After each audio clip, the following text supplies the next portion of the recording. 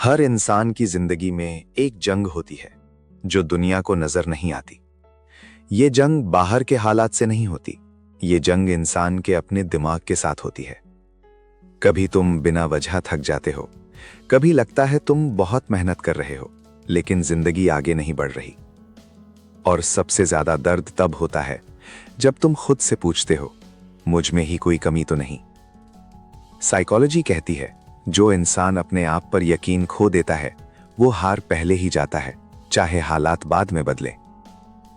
ये कहानी है इब्राहिम की, लेकिन असल में ये कहानी हर उस इंसान की है जो चुपचाप लड़ रहा है। स्टेप 1, नीयत, जब इरादा साफ हो। स्टेप 2, सब्र, धीरे चलना लेकिन पीछे ना हटना। स्टेप 3, इल्म, मेहनत को समझ मिलना। स्टेप 4, अमल, जब सोच कदम बन जाए। स्टेप 5, शुक्र, जो है उससे दिल भरना। स्टेप 6, तवक्कुल, मेहनत तुम्हारी, फैसला अल्लाह का। ये कहानी आपकी जिंदगी बदल देगी। सुबह 4:30 बजे का वक्त था।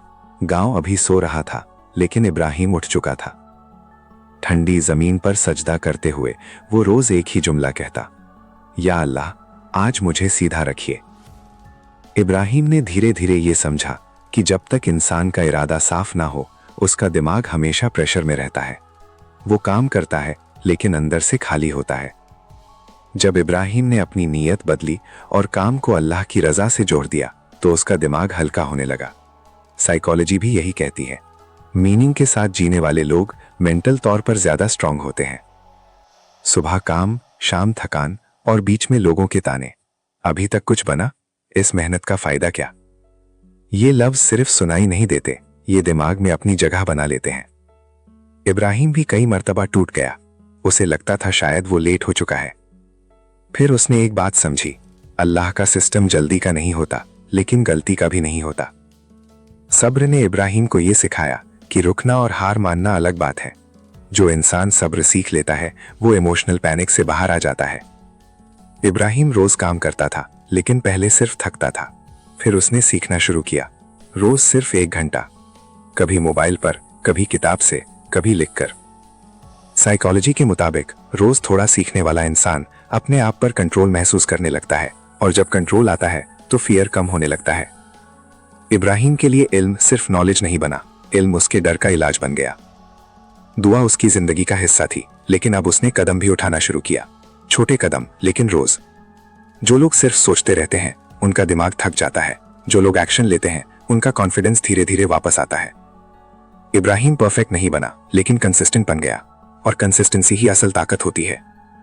इब्राहिम ने शुक्र सीखा, उस चीज का शुक्र जो पास थी और उस चीज के लिए सब्र जो अभी दूर थी।